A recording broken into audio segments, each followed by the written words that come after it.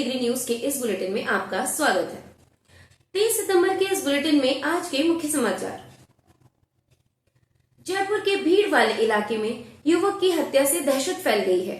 बाइकों की टक्कर के बाद विवाद शुरू हुआ था। इस दौरान झगड़ा कर रहा एक युवक रोकने आए लोगों से गाली गलौज करने लगा। इसके बाद लोगों ने सरिये डंडे से ताबड़तोड़ वार कर उसे लहूलुहान कर दिया था। हालांकि पुलिस ने तत्परता दिखाते हुए कुछ आरोपियों को डिटेन कर लिया है। फिलहाल स्थिति नियंत्रण में है। वहीं पुलिस ने गुस्साए लोगों से समझाइश कर जाम भी खुलवा दिया है। इस केस में पुलिस ने करीब 1 दर्जन लोगों को राउंड अप भी किया है।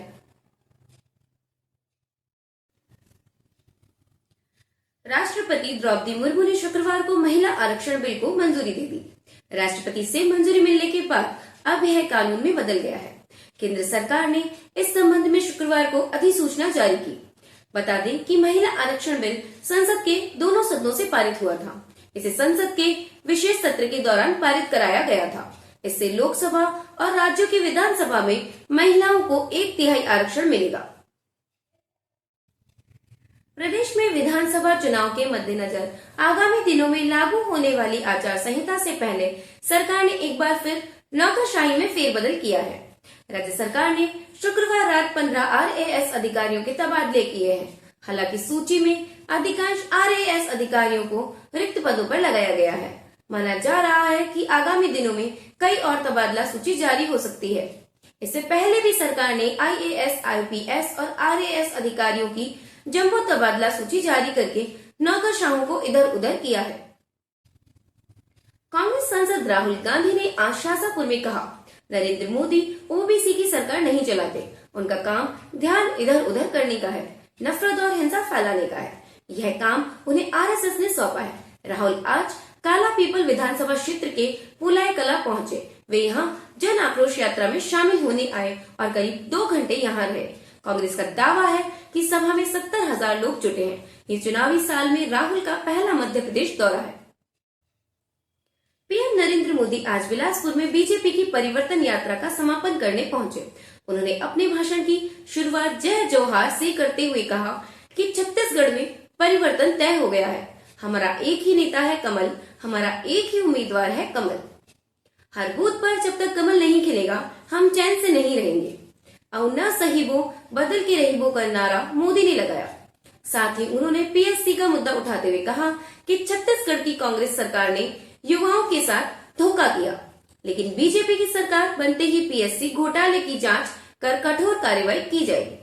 उन्होंने कहा, आज मैं गारंटी देने आया हूं, आपके सपने को साकार करने के लिए मोदी कोई कोर-कसर नहीं छोड़ेगा।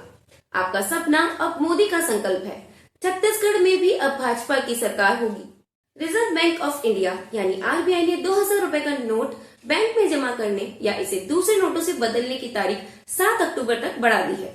RBI ने सर्कुलर जारी करके कहा, विड्रॉल प्रोसेस का तय समय खत्म होने के बाद रिव्यू के आधार पर 2000 रुपए के नोट को जमा और बदलने की मौजूदा व्यवस्था को 7 अक्टूबर 2023 तक बढ़ाने का फैसला किया गया है। इससे पहले न्यूज एजेंसी के हवाले से खबर आई थी कि 30 सितंबर तक 2000 का नोट न बदले जाने पर अगले दिन यानी 1 अक्टूबर से उसकी वैल्यू 0 हो जाएगी।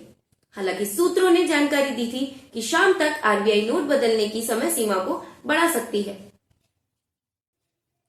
भारी बारिश से शुक्रवार को न्यूयॉर्क में कई क्षेत्रों में बाढ़ जैसे हालात पैदा हो गए। सड़कें झीलें बन गई, कई सबवे और रेल लाइनें बाधित हो गई। राजमार्गों पर ड्राइवर फंस गए, बेसमेंट में पानी भर गया, उड़ानें भी बाधित हुई। स्कूल में बच्चों को ऊपरी मंजिल पर भेजना पड़ा।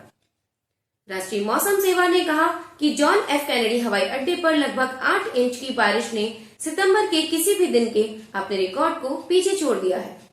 न्यूयॉर्क वासियों से घर पर रहने की अपील की। बेसमेंट में रहने वाले लोगों को सबसे खराब स्थिति से निपटने को तैयार रहने के लिए कहा गया है। पिछले 1 महीने से इंटरनेशनल मार्केट में क्रूड ऑयल के दाम में चल रही तेजी के बाद घरेलू बाजार में पेट्रोल डीजल महंगा होने की आशंका जताई जा रही है। लेकिन इस बीच शुक्रवार को पेट्रोलियम मंत्री हरदीप सिंह पुरी ने खुश करने वाला बयान दिया। उन्होंने कहा कि घरेलू बाजार में पेट्रोल डीजल के दाम बढ़ने की उम्मीद नहीं है। उन्होंने कहा कि अर्थव्यवस्था अगर बेहतर कर रही है तो इसका अंदाजा रियल एस्टेट सेक्टर की ग्रोथ से लगाया जा सकता है। बता दें कि क्रूड ऑयल ने पिछले 13 महीने के रिकॉर्ड को क्रॉस किया है। पिछले 3 महीनों में क्रूड की कीमत में 30% का उछाल देखा जा रहा है। कीमत में यह तेजी सऊदी अरब और रूस की तरफ से क्रूड ऑयल के उत्पादन और सप्लाई में कटौती किए जाने के बाद आई है। राज्यपाल श्री कलराज मिश्र ने जयपुर में national cardiology conference cardiac prevent 2023 के उद्घाटन समारोह में चिकित्सकों को संबोधित कर आह्वान किया कि वे भारत में हृदय रोगों से बचाव और समय पर इलाज की उत्कृष्ट व्यवस्था के लिए कार्य करें। उन्होंने तेजी से बढ़ते हृदय रोगों पर चिंता जताते हुए कहा कि हृदय रोगों से बचाव के लिए सभी के लिए सस्ता और सुलभ इलाज चिकित्सकों की प्राथमिकता होनी चाहिए।